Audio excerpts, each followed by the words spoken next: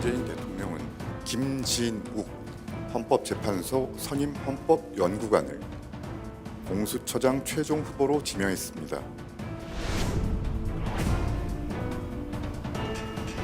공소청법 제정안, 검찰청법 폐지 법률안 발의를 하고자 합니다.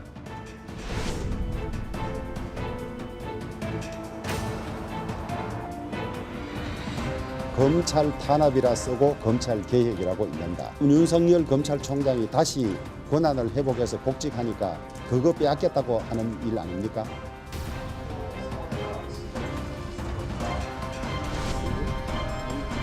검찰총장의 인사권 컨티뉴티를 준다는 거예요.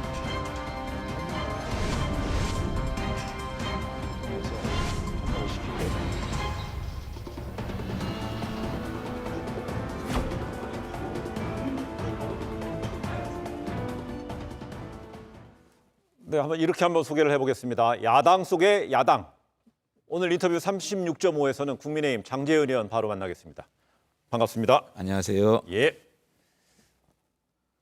반가우시겠습니다. 저기 국회 법사위원회 동료인 박범계 의원이 신임 법무부 장관이 됐는데요. 예, 축하드려야 될 것 같아요. 사실은 예. 저랑은 인연이 참 남다릅니다. 수석 대변인 같이 했고요. 사법개혁특위 간사 카운터파트였고 예. 또 대법관 인사청문회 간사 카운터파트였고요. 예. 그다음에 국정조사 청문회 같이 했었고 법사위원 같이 하고 네. 야당 의원님하고 야당 의원으로서 여당 의원하고 가장 가까운 분 중에 한 명이 법무부 장관이 되셔 가지고 네. 일단 축하를 드리고 싶고 네. 축하 메시지를 제가 벌써 넣었습니다. 넣었어요? 예, 형님 축하합니다. 카톡으로요? 예. 그랬더니 답신 왔어요? 지금 아직 못 봤습니다. 한번 확인해 보세요. 오겠죠.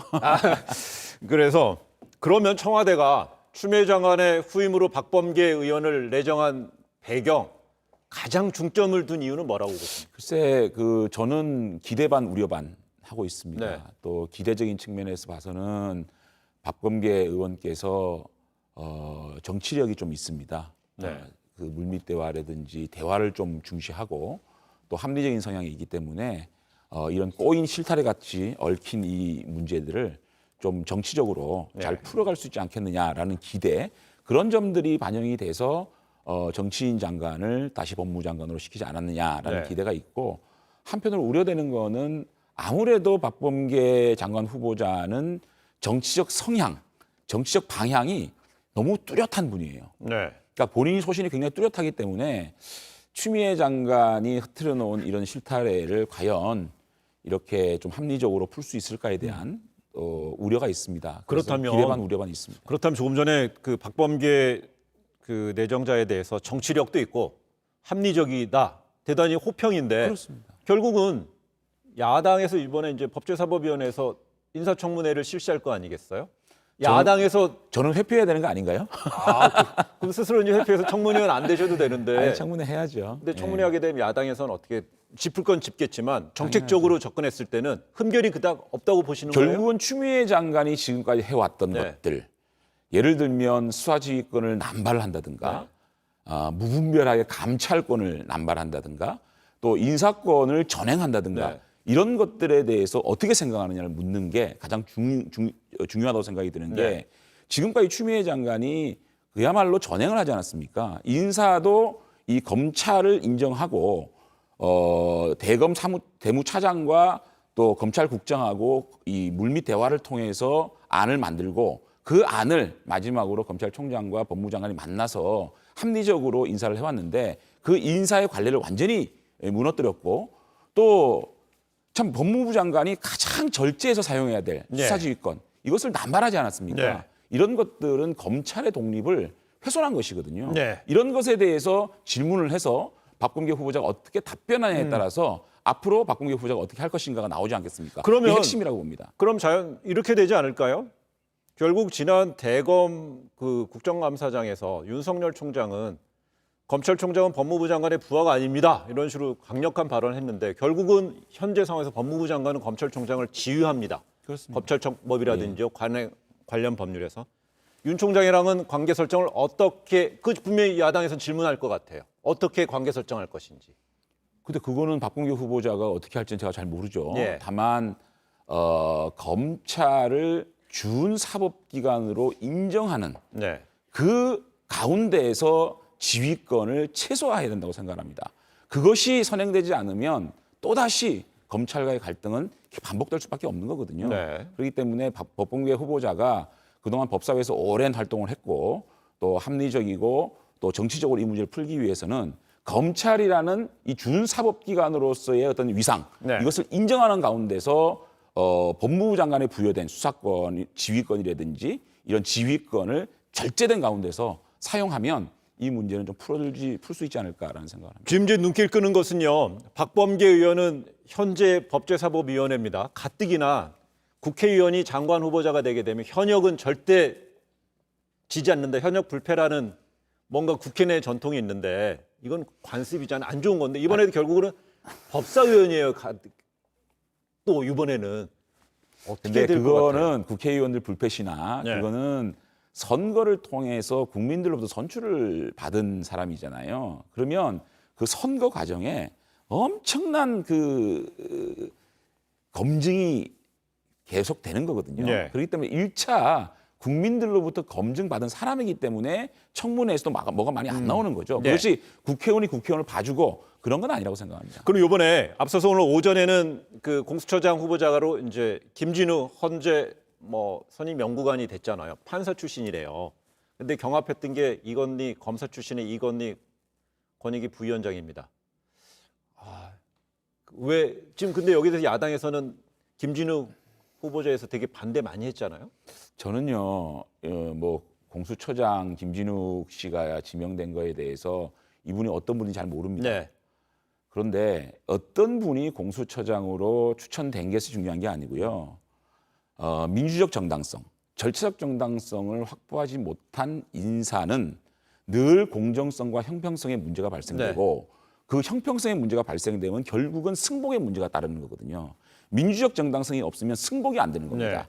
이분이 아무리 공정하게 수사를 한다 그래도 이 권력형 수사를 주로 하게 되는데 이 권력형 수사는 정치적 논란에 빠질 수가 없지 않습니까? 네. 가장 중요한 거는 국민들이 승복해야 되고 정치권이 다 승복해야 되지 않겠습니까? 그런데 이 절차적 정당성이 확보되지 않는 인물이 공수장이 되면 필연적으로 승복의 문제와 형평성의 문제가 따를 수밖에 없는 불행한 공수처의 시작이다. 그러면 근데 앞서서 그 김진욱 후보자에 대해서는 국민의힘에서 이렇게 비판했습니다. 문재인 정부 시절에 법무부의 인권국장에 지원했다. 그래서 친문재인 정부 인사다. 중립성이 의심된다. 이렇게 비판했잖아요. 아니 그러니까 저희들이 이런저런 비판을 하는 거는 뭐 제가 비판한 것도 아니고 네. 궁극적으로 이 애당초 그 공수처법 이 법의 취지는 공수처장의 임명에 있어서 막강한 비토권을 야당에게 주는 겁니다. 네. 그럼 다시 말하면 이 법적 취지는 뭐냐면 야당의 인사권을 주겠다는 거. 협의적으로 해석하더라도 야당이 반대하는 공수처장은 임명하지 않겠다는 법적 취지를 가지고 있지 않았습니까? 그런데 이것을 수로 밀어붙여가지고 단 한 번도 실수해보지 못한 이 공수처법을 바꿔버리지 않았습니까? 그 정당성이 없다는 거죠. 그것을 계속 주장하는 거라고 봅니다. 저는. 예, 오늘 청와대 그 법무부 장관 후보자 법무부 장관 개각을 통해서 이제 지난 1년여 동안 추미애 장관의 공도 있고 과도 있는데 이번 추미애 어떤 장관의 공이 있죠? 네? 어떤 공이 있죠? 뭐 공은 없다고 봅니다. 공이란 저는 건- 법치를 유린했고 어떻게 보면 법무부를 만신창이로 만들어 놓은 사람이다. 그래서 저는 나중에 가장 최악의 법무부 장관이라고 생각합니다. 예, 그 이제 장재원 의원의 의견이시고 이제 뭐 수사권 그 검찰 개혁 법안도 나왔고요. 공수처도 어차피 출범이 된 것이기 때문에 그 공과 이제 과에 대한 평가는 다를 수 있다고 저는 지금 보고요. 민주당이 내놓은 네. 공수처법이라든지 또는 또 법무부 관련된 검찰 개혁 법안이라든지 이런 개혁이라는 단어를 붙일 수 없는 알겠습니다. 전 개혁 장재원 법안이라고 의원의 생각합니다. 진단이었고요. 이런 가운데 저게 좀 주목이 되는 것 같아요. 민주당에서 일각에서 검찰청 폐지하고 공소청을 신설하는 법안을 발의했다고 합니다.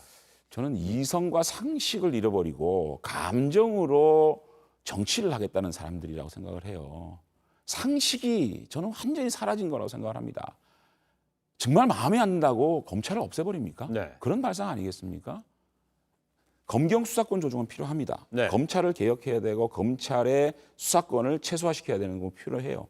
그 전제는 경찰을 또 어떻게 힘을 빼고 검찰을 어떻게 중립화시킬 것이냐 이게 중요하거든요. 예. 결국은 검찰공화국 없애려다가 경찰공화국 만든 꼴 아니겠습니까? 검경 수사권 조정이라는 거는 결국은 경찰과 경찰의 상호 견제를 통해서 이것들을 서로 권력기관이 견제와 균형을 맞추자는 건데 지금 검찰은 완전히 힘을 빼가지고 기본적인 화이트 칼라 수사는 전 세계 어디라도 검찰이 직접 수사를 갖고 있지 않습니까? 네. 그런데 이것들을 경찰에 넘기는데 경찰도 이렇게 비대화시키는 거거든요. 결국은 한국형 FBI, 제가 사법개혁 특위할 때 한국형 FBI에 주장을 한 사람입니다. 이 수사권, 수사경찰들은 따로 독립을 시켜야 되는데 현재 경찰청 산하에 한국형 FBI, 국가수사본부까지 갖고 있는 거 네. 아니겠습니까? 경찰을 이렇게 어마하게 키워놓고 검찰에 그냥 공소청을 만들겠다? 저는 이런 것들은 정말 감정적인 대응 아닌가 이런 생각을 합니다.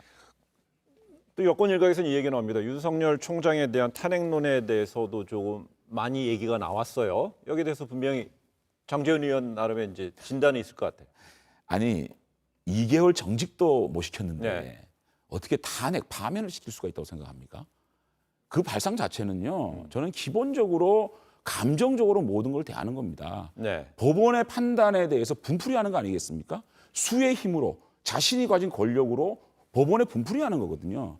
저는 이 공화주의라는 게요. 국민들이 주신 권력, 이 권력을 내 거라고 생각하지 말고 가장 절제된 상황에서 이 권력을 운용을 해야 되는 겁니다. 네. 그런데 국민들로부터 좀 많은 지지를 받아가지고 의석수를 많이 받았다 그래서 절제하지 못하고 이 권력은 내 권력이다. 그러는 것 자체가 권력 남용이거든요. 네. 결국은 권력을 남용할 때 권력의 종말이 안 좋았다. 이건 역사가 증명하고 있는 거거든요. 민주당이 그 길로 가고 있다 저는 생각합니다. 그런데 예를 들어서 조금 전에 이제 검찰이 준사법기관으로서 존중을 받는다면 바람직하다고 얘기했지만 지금 윤석열 총장에 대해서는 예를 들어서요. 그 검사 향응 술 접대 의혹을 받았던 사건에 대해서 지난 국감에서도 나도 몰랐다.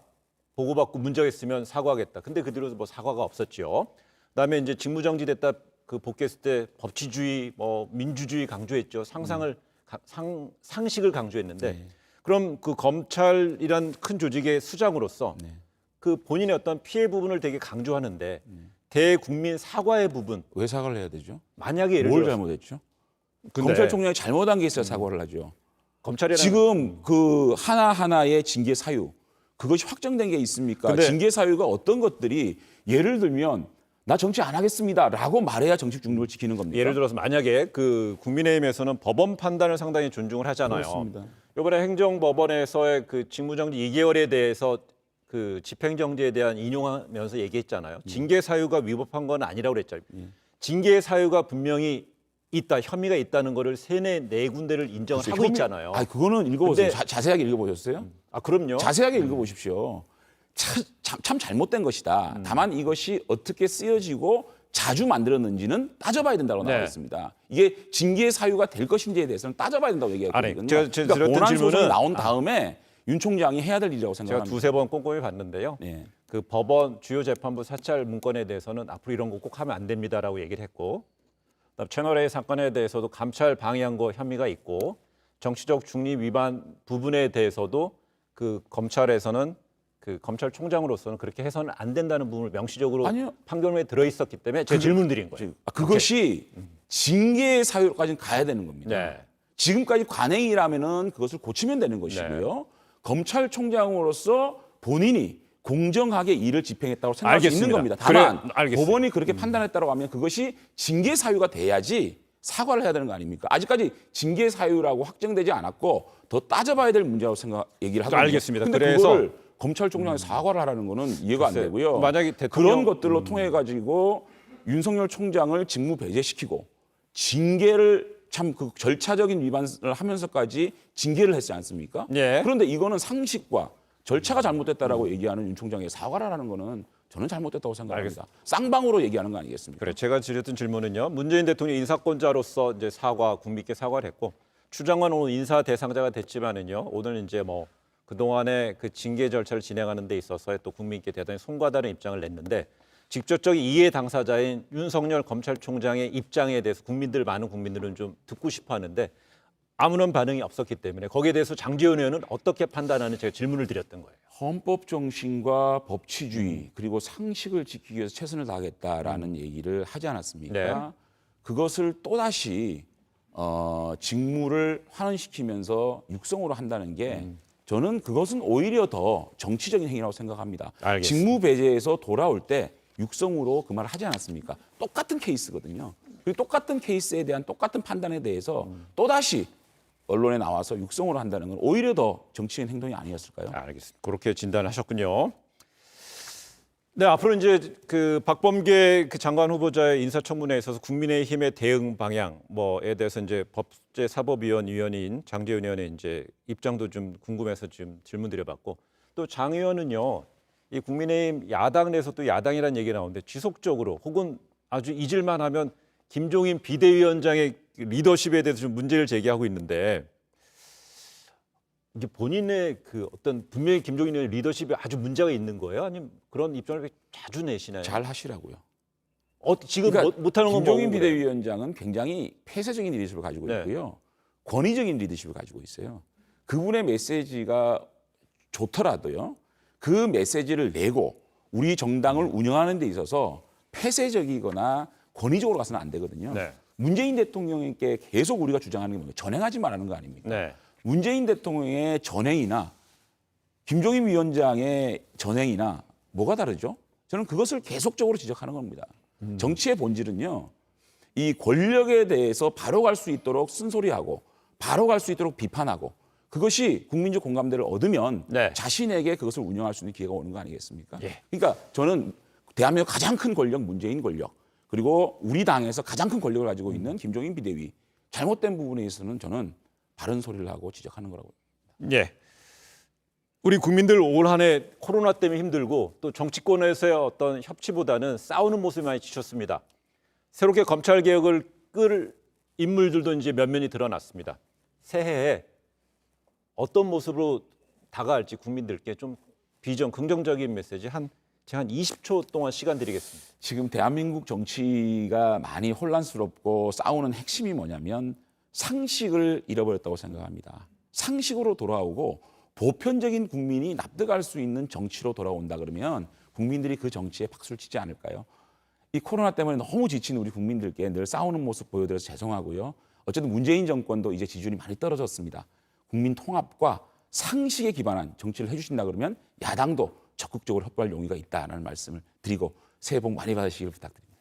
상식을 강조했습니다. 예, 야당도 상식 있고 좀 약간 대안 제시하는 그러겠습니다. 국민의힘 기대하겠습니다. 그러겠습니다. 오늘 장재훈 의원님 고맙습니다. 고맙습니다. 예.